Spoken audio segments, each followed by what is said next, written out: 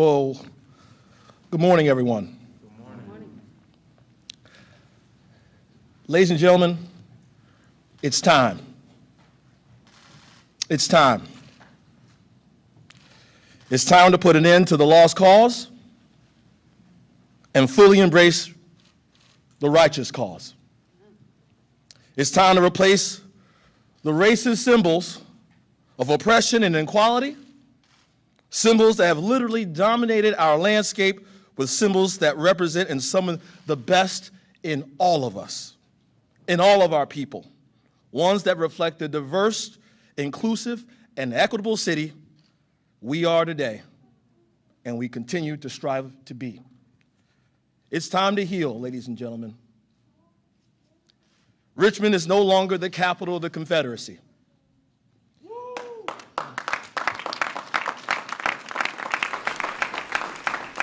It is time to show our community how much love we have here.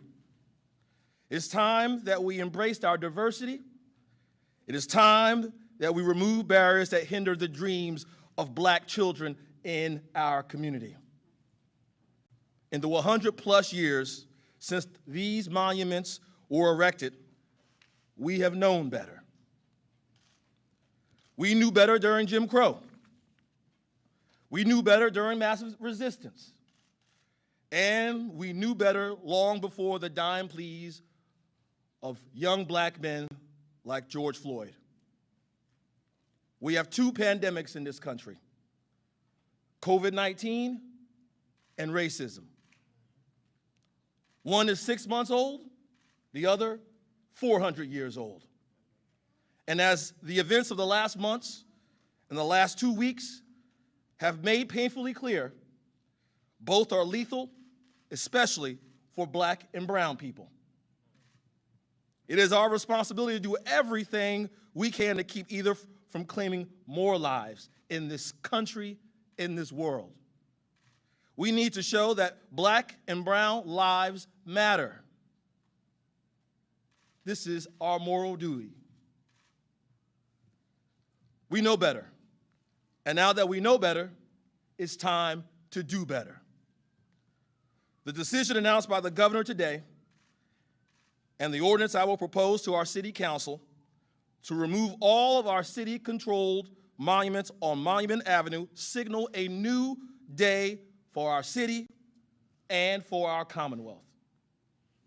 And as a 39-year-old Black man, the grandson of a housekeeper maid, and the son of a janitor, I couldn't be more proud of the decision we have made.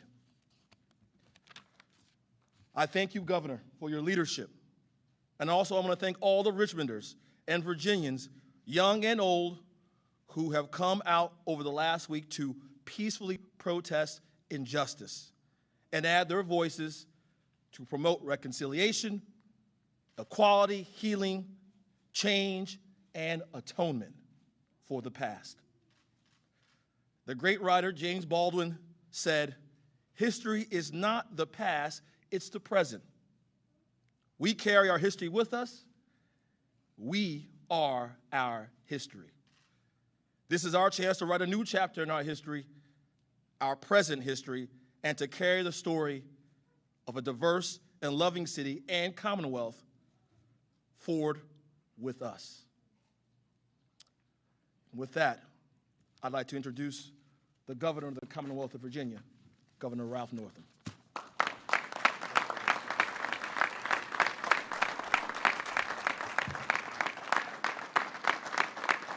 Good morning. Good morning. Well, first of all, Mayor Stoney, thank you so much for your powerful words.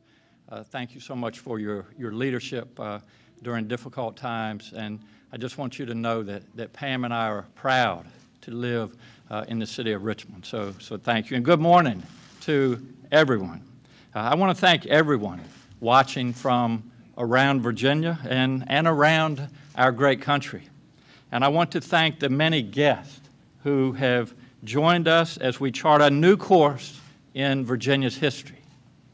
Today, we're here to be honest about our past and talk about our future. I'm no historian, but I strongly believe that we have to confront where we've been in order to shape where we're going.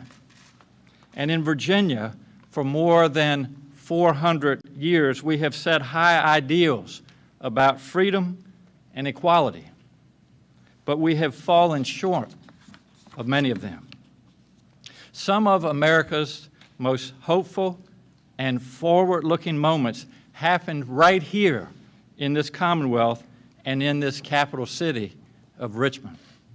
When Americans first dreamed of life, liberty, and the pursuit of happiness, they dreamed here in our Commonwealth. Virginia adopted a Declaration of Rights before the United States declared independence. It said that all are equally free and independent and have certain inherent rights. It specifically called out freedom of the press and freedom of religion. And in a church on a hill just 15 blocks from here, Virginia's first elected governor helped launch the American Revolution when he cried, "Give me liberty or give me death." That was Patrick Henry, and I now have the job that he once held 72 governors ago. These are our greatest legacies as Americans. But there's a whole lot more to the story, because those inspiring words and high ideals did not apply to everyone, not then and not now. Because at the bottom of that very same hill, one of the country's largest slave trading markets was coming to life. A place where Virginians would sell men, women, and children for profit. Americans buying and selling other Americans. This is just as much the American story as it's one that we are only just now beginning to tell more fully. Through 400 years of American history, starting with the enslavement of Africans, through the Civil War, through Jim Crow and massive resistance and mass incarceration, black oppression has always existed in this country, just in different forms. The legacy of racism continues not just in isolated incidents like we saw in Minneapolis a few days ago. And I want to acknowledge that our country will honor the life of George Floyd in a memorial service in about 3 hours. The legacy of racism also continues as part of a system that touches every person and every aspect of our lives, whether we know it or not. But hearts are in different places, and not everyone can see it, or they don't want to see it. When I used to teach ambitious young doctors, I would tell them the eyes can't see what the mind doesn't know. Think about it. The eyes can't see what the mind doesn't know. And that's true for a lot of us. So it's time to acknowledge the reality of institutional racism, even if you can't see it. Public policies have kept this reality in place for a long time. That's why we've been working so hard to reform criminal justice laws, expand health care access, make it easier to vote, and so much more. But symbols matter too, and Virginia has never been willing to deal with symbols. Until now. Today, Virginia is home to more Confederate commemorations than any other state. That's true because generations ago, Virginia made the decision not to celebrate unity, but to honor the cause of division. You'll see this if you look around Virginia and our capital city. The statue of Robert E. Lee is the most prominent. Lee himself didn't want a monument, but Virginia built one anyway. Lee once said, "I think it is wiser not to keep open the sores of war, but to follow the example of those nations who endeavored to obliterate the marks of civil strife, to commit to oblivion the feelings engendered." Those are wise words indeed. So what happened? Virginia leaders said, "We know better." Instead of choosing to heal the wounds of the American Civil War, they chose to keep them on display right here in Richmond. They launched a new campaign to undo the results of the Civil War by other means. They needed a symbol to shore up the cause. And it's quite a symbol. The Lee statue was built in France, and when it arrived by boat on the James River docks, it took 10,000 citizens, 10,000, and a whole lot of rope to haul 3 large crates out into the tobacco field where it would be installed. Some business people put it out in the field so they could eventually build a housing development around it and make money, and it worked. This happened in May of 1890, 20 years after Lee died and a generation after the Civil War ended. 150,000 people came out when the statue was unveiled. But from the beginning, there was no secret about what the statue meant. Almost every one of those 150,000 people waved Confederate flags that day. John Mitchell was the editor of the black newspaper, the Richmond Planet, at the time. He wrote, "The emblem of the Union had been left behind. A glorification of the lost cause was everywhere." It was a big day, and more big days followed throughout the Old South. And as the statues went up, so did lots of new laws. It was all part of the same campaign. Here's just one example. New laws limited the right to vote. In the years after the Civil War, more than 100,000 African American men were registered to vote in Virginia. But once this campaign took off, that number plummeted by 90% to barely 10,000. And that worked too, because the people who wrote these laws knew what they were doing. They wrote other new laws to say that once a statue goes up, it can never come down. They wanted the statues to remain forever. They needed the statues to stay forever because they helped keep the system in place. And that also worked. Those laws ruled for more than a century. But voting matters, and elections matter, and laws can be changed. And this year, with the help of the General Assembly, we changed them. This year I proposed legislation to let cities and counties decide what to do with monuments in their communities. Take them down,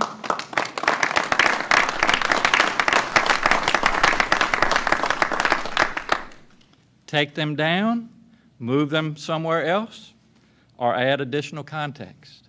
That law takes effect in 4 weeks, and then local communities will decide. I know Richmond is going to do the right thing. But the Lee statue is unique. It's different from every other statue in Virginia, both in size and in legal status. You see, the state owns it, unlike most other statues. That was another part of the plan, to keep it up forever. It sits on a 100-foot circle of land, a state-owned island surrounded by the city of Richmond. The whole thing is 6 stories tall. It towers over homes, businesses, and everyone who lives in Virginia, from elegant Monument Avenue to the public housing neighborhood of Gilpin Court. The statue itself weighs 12 tons, and it sits atop a large pedestal. Now, a pedestal is a place of honor. We put things on pedestals when we want people to look up. Think about the message that this sends to people coming from around the world to visit the capital city of one of the largest states in our country, or to young children. What do you say when a 6-year-old African-American little girl looks you in the eye and says, "What does this big statue mean? Why is it here?" When a young child looks up and sees something that big and prominent, she knows that it must be important. And when it's the biggest thing around, it sends a clear message. This is what we value the most. But that's just not true anymore.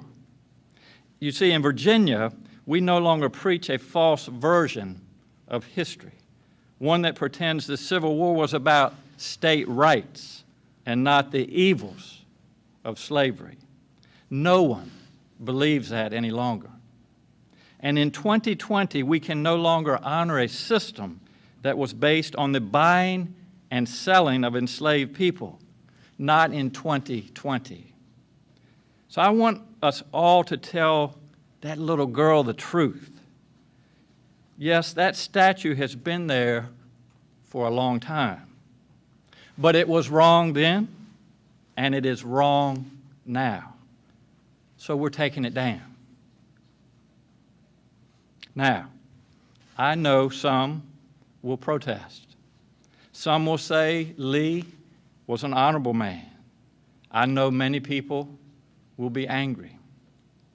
But my friends, I believe in a Virginia that studies its past in an honest way. I believe that when we learn more, we can do more. And I believe that when we learn more, when we take that honest look at our past, we must do more than just talk about the future. We must take action. So I am directing the Department of General Services to remove the statue of Robert E. Lee as soon as possible.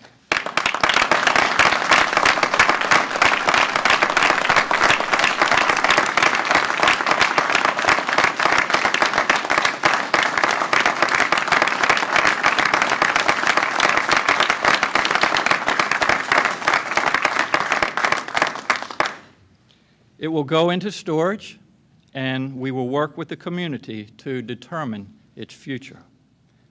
Before we turn to the next speakers, I want to acknowledge all the elected officials, scholars, members of our advisory boards, and other guests who are here today. In particular, I want to acknowledge members of the family of Barbara Johns, Mr. Robert Johns and his grandson, Mr. Tyrone Mayer, Jr. You all know their family's story. In 1951, a 16-year-old girl, Barbara Johns, stood up and led a protest, a student strike against substandard conditions at Robert Moton High School in Prince William County. She pushed, and 2 great American attorneys took up her cause.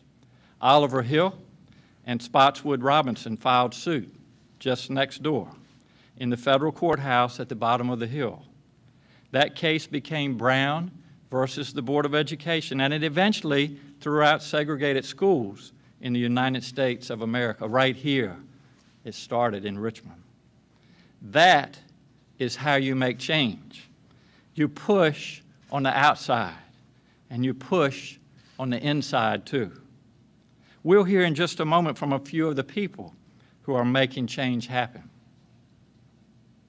My friends, I believe in a Virginia that studies its past in an honest way. I believe in a Virginia that learns lessons from the past. And we all know that our country needs that example right now. America is once again looking to Virginia to lead. But make no mistake, removing a symbol is important, but it's only a step. It doesn't mean problems are solved. There are still monuments of inequities that exist in our Commonwealth and in this country. We still need change in this country. We need healing, most of all. But symbols do matter. My friends, we all know it's time, and history will prove that. Thank you all so much for being a part of this important history today. I would now like to introduce the Reverend Robert W. Lee IV. We've been talking about his great-great-grandfather. Reverend Lee, welcome.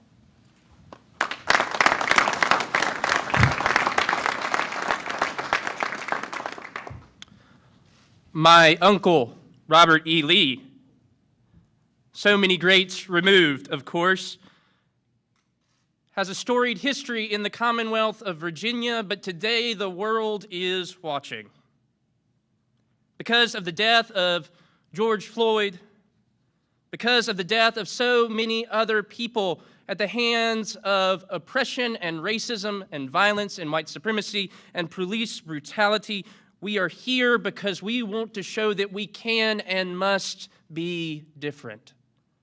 A new day is coming, not only for the Commonwealth, but for the United States and for the world, in which, as the great Martin Luther King promised, justice would roll down like a river and righteousness like an ever-flowing stream. This is the hope that we live in, but I know that my name bears some weight here, at least in the Commonwealth, to those of you who might be doubting.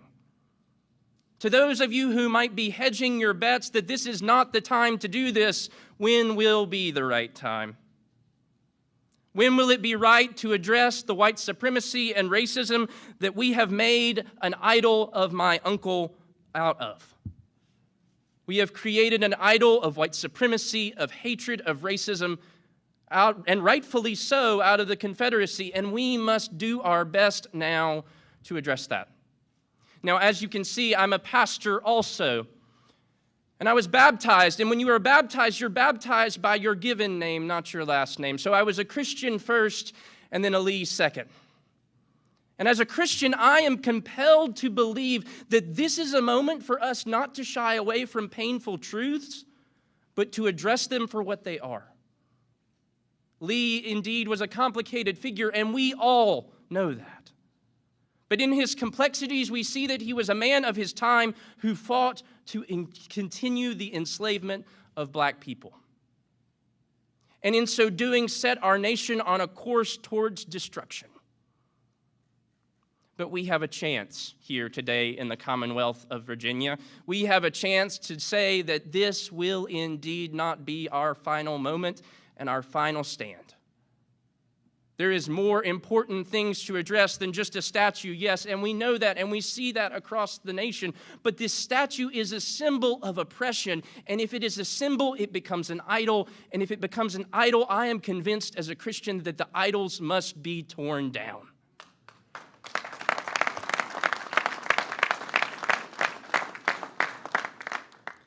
Governor Northam, Lieutenant Governor Fairfax, and all the elected officials, I know that this is just a moment. We go back to work.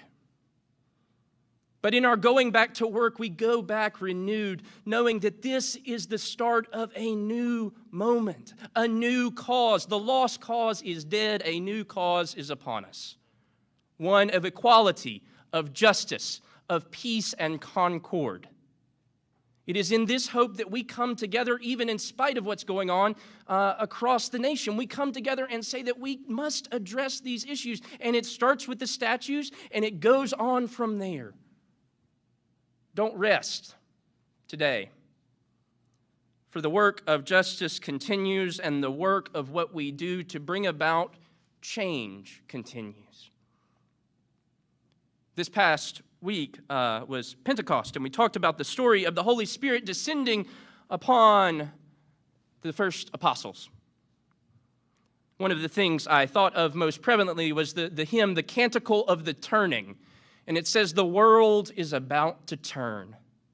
Let the fires of your justice burn, for the world is about to turn. Friends, the world may be burning, and the world is about to turn because we are going to let justice roll down, and this is the start of something incredible.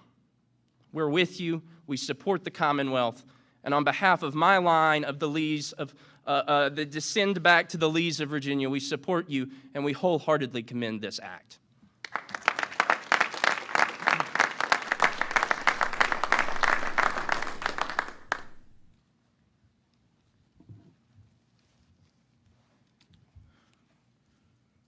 First of all, I would like to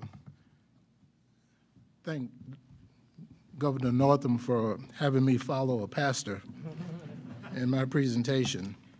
My name is Robert Johns, and I'm here today with my grandson, Tyrone Mayer, Jr. We're here representing the family of Barbara Johns. My sister and my brothers and I are so pleased to learn of the removal of the statue of Robert E. Lee. It is a symbol of hate, bigotry, and division. We are now walking into a new era of acceptance, respect, and inclusion. It is young people, a new generation that are leading us. And I'm so proud of my daughter, Shawn Nance, and her children, including Tyrone here, get to see this, and all my nieces and nephews as well. Thank you, Governor Northam and the administration for the work that you're doing, for keeping your word, and though we have so much more work to do, this is a great start. Thank you, Dr. Janice Underwood, for you and your staff for the work that you're doing.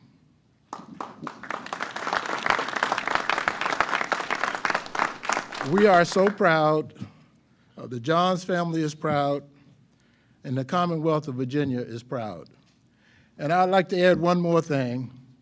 For all those who are protesting, I would encourage you in the Commonwealth of Virginia, throughout this country, please register to vote, because this is what it's going to take. Thank you very much.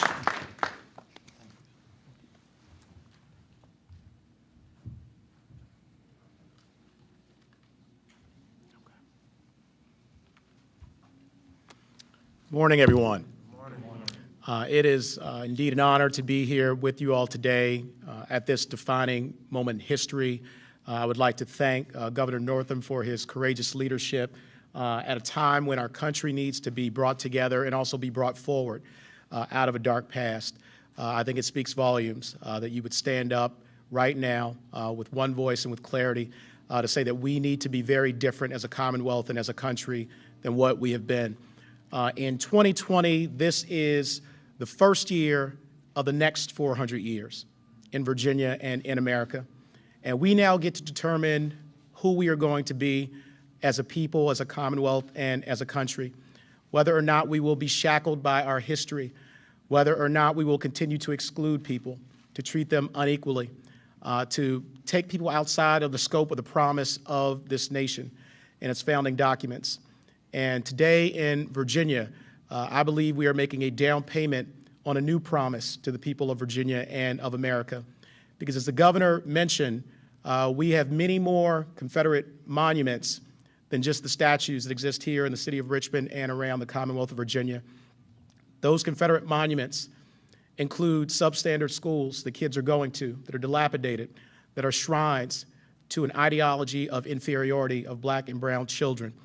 Those Confederate monuments include a broken healthcare system where African Americans and minorities have worse health outcomes. Those Confederate monuments include substandard housing and eviction rates that are incredibly high, destabilizing families and communities. They include a broken criminal justice system where African Americans are overrepresented by 3 and 3.5 times in our prison population.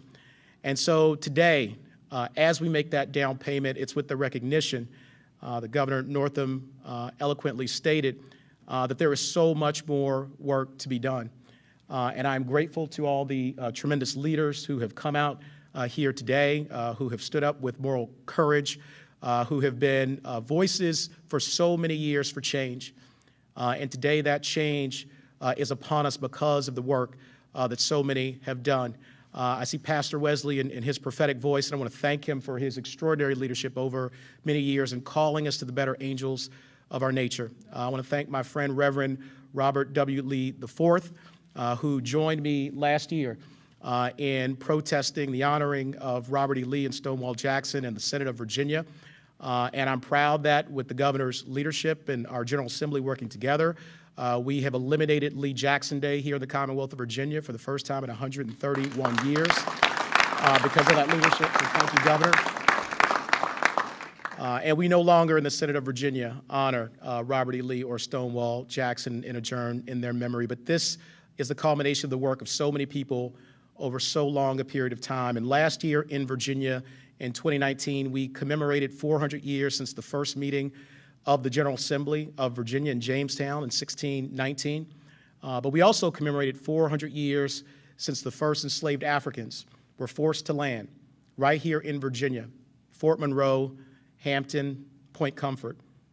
And those have been the dual strands of darkness and light that have run through the veins of the Commonwealth of Virginia and through our nation for 4 centuries. And you can draw a direct line from that 400-year mark through slavery and segregation and the black codes and discrimination and massive resistance and the death of George Floyd on a curb in Minneapolis and the death of Breonna Taylor sleeping in her home and the death of Ahmaud Arbery, who was killed and hunted down like prey on the streets of Georgia. You can draw a direct line from that point to everything that we're experiencing today, but the good news is that we can be different in this first year of the next 400 years. We can take this country and our Commonwealth on a different course, and I think that's what today is all about. And so this is something that impacts every single one of us, regardless of your color, creed, faith, nationality, or origin. We're witnessing a moment in history where we all get to change, to rise, to build people and communities up and not tear people and communities down. And so tomorrow, this is also very personal for me and my family. Tomorrow will mark 222 years to the day that my great-great-great-grandfather, Simon Fairfax, was freed from slavery on June the 5th, 1798 in Fairfax County, Virginia, freed by the 9th Lord Fairfax. And so this is something that impacts every single one of us. But I am proud that my 9-year-old daughter and 10-year-old son will not have to grow up in a Virginia and in a world that does not value them, that their lives will be put on a pedestal, that their lives will matter, and that the lives of every black and brown person in Virginia and in America will matter and will have hope and will have opportunity for change. So thank you, Virginia, for standing up at this moment in history. Thank you, Governor, for your tremendous leadership. And America has its best days ahead of us because of what we are doing right now. So God bless you all, and thank you very much.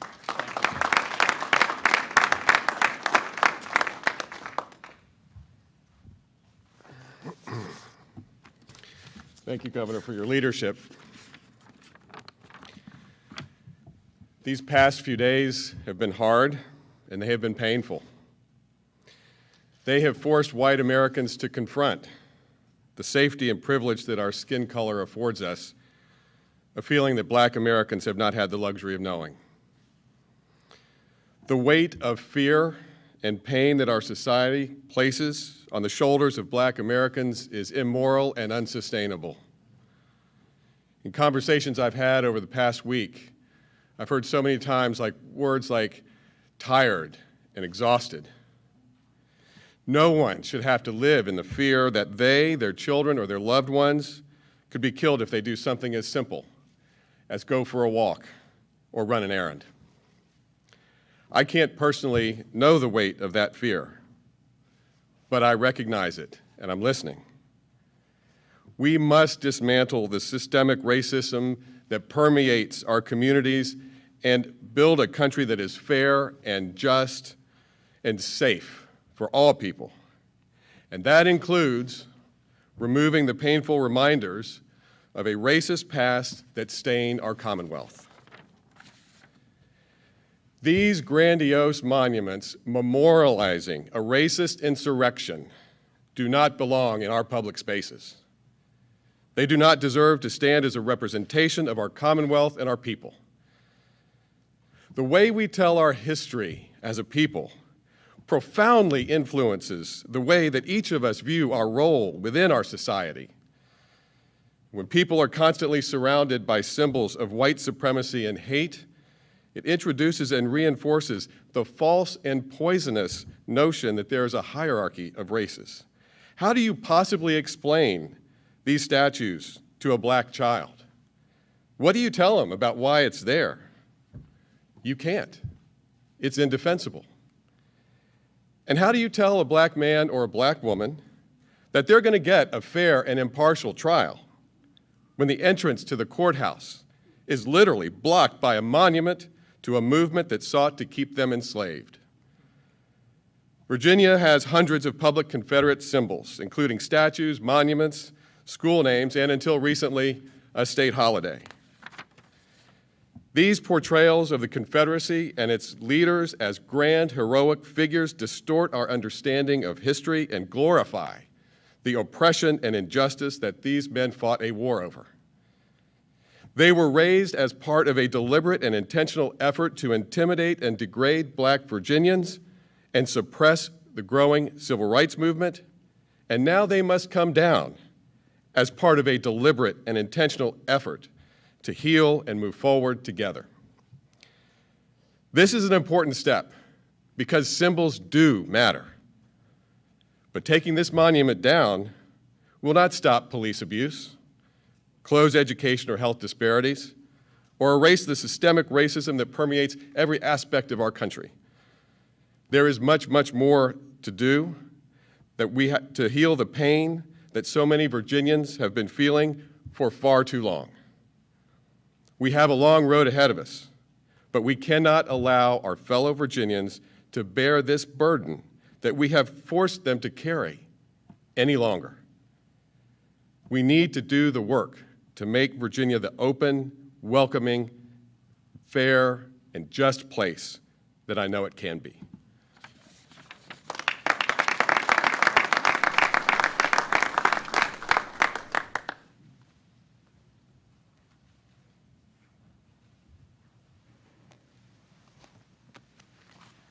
My name is Ziona Bryant.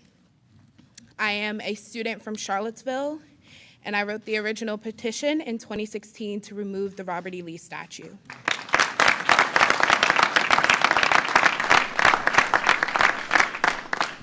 I want to first start by honoring the ancestors and my own personal family because they are the shoulders that I stand on.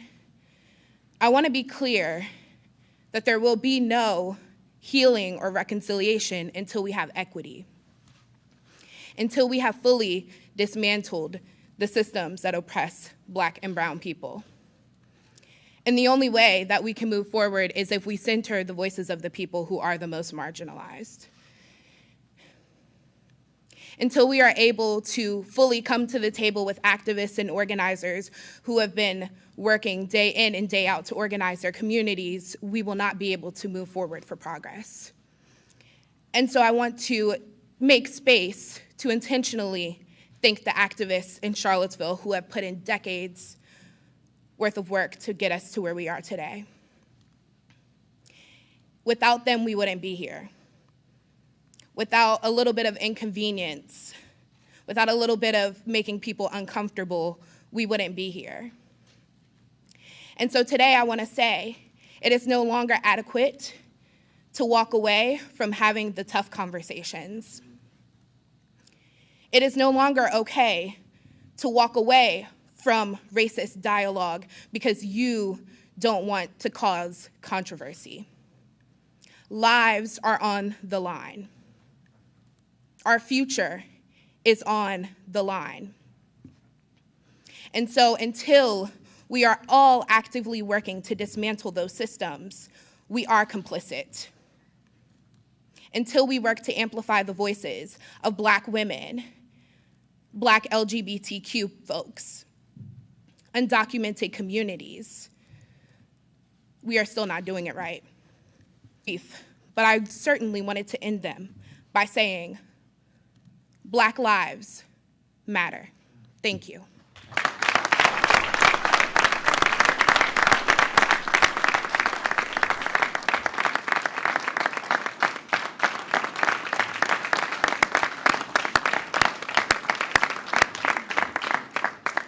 Sienna, to all of you that spoke and to all of you that are here today, just again, thank you so much for being with us. I'll be glad to take some questions. Governor Brian Palmer, writing for the Free Press.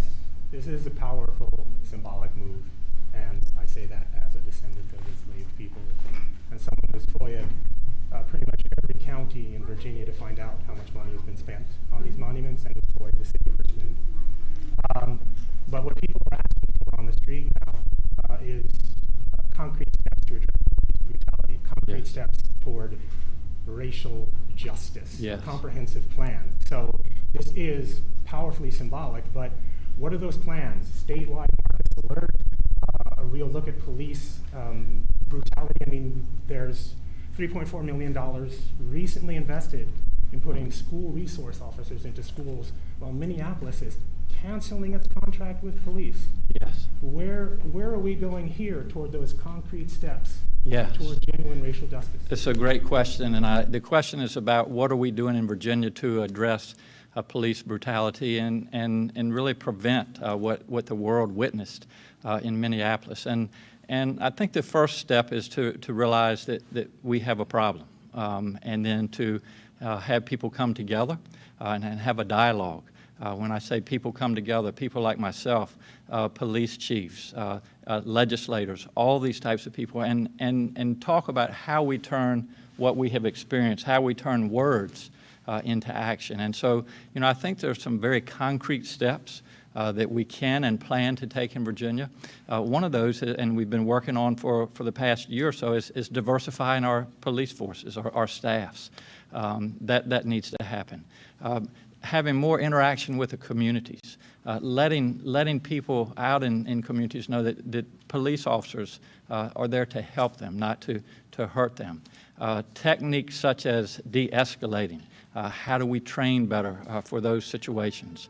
Body cameras, we've addressed that in Virginia, and we'll continue to work on that. So again, there are a number of things that we have been and will continue to work on in Virginia to really address the police brutality. And I think from a cooperative point of view, and just in discussions I've had, everybody wants to be part of this. We cannot allow, we as a society cannot allow we have witnessed not just in Minneapolis, but in all the other instances as well. So now is the time to bring people together, to take words, but to turn them into action, and that's what we'll continue to do in Virginia.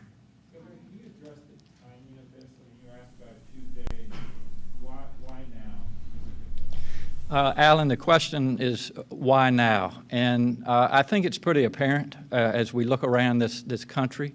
There is pain. Certainly, Alan, as a physician, I can recognize the pain along with a lot of other people, and now is the time to heal. So we made this decision.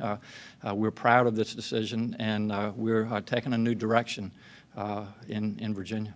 Governor, there's some folks who think that by moving all of these monuments, there will be a great financial loss to the state, up to 10 to 12 billions of dollars. Could you respond to that? On sidebar, for those non-people of color or non-African Americans who say this talk of white privilege doesn't exist, can't they be convinced? What would you say to convince them?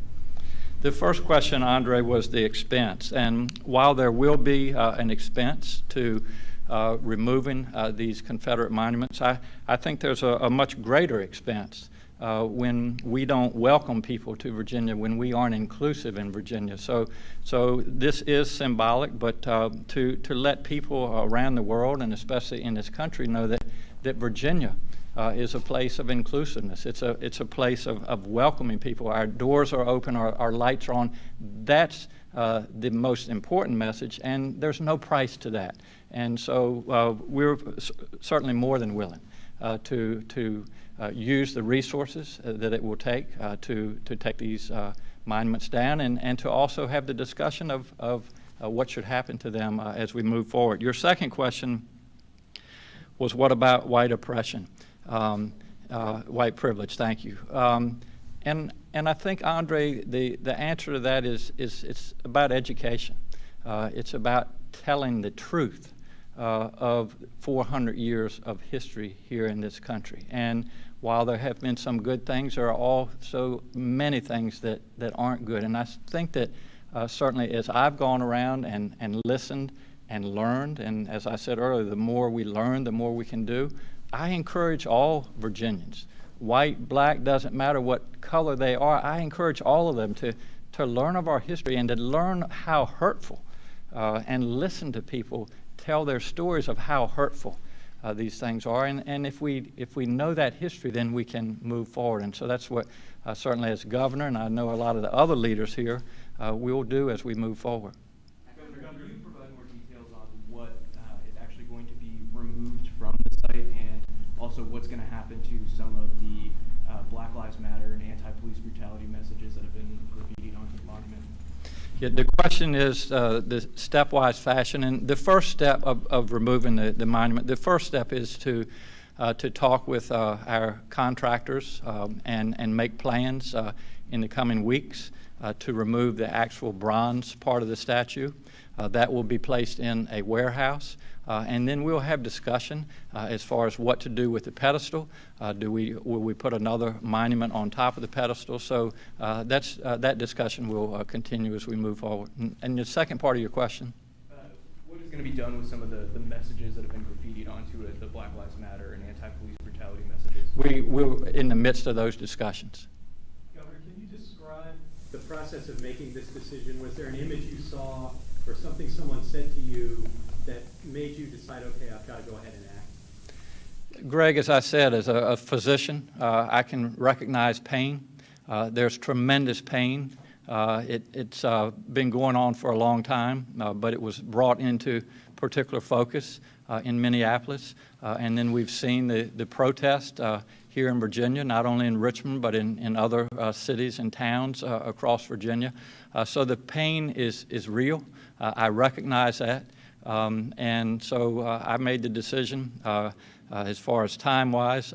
This is something we've been working on the legalities of for probably over a year with my lead counsel, but I made the decision Tuesday afternoon just because of what I see. And as I said earlier, it's a time for Virginia, it's time for this country to heal. And when there are symbols of divisiveness, such as these statues are, in order to heal that divisiveness, the statues need to come down. Do you believe that this will act as a charge to other localities, particularly in Central and Southwest Virginia, that they should be following suit with what's going to happen here in Richmond? Well, I would encourage not only folks from across Virginia, but across this great country of ours, that we have 400 years of history behind us. And as our Lieutenant Governor eloquently said, it's time to chart a new course of history, not only for Virginia, not only for this country. And if one really wants to understand that history, we need to go back and really look at the evolution of black oppression that started with slavery in this country. And I think a lot of people say, well, slavery is behind us, so black oppression is behind us. But then we had Jim Crow era, and then we had massive resistance, and then mass incarceration, and now we have videos and pictures of brutality like we saw in Minneapolis. So black oppression is still with us. And so the more that we can all understand that history, the better we can move forward. I want to thank you all again for being part of this historical day.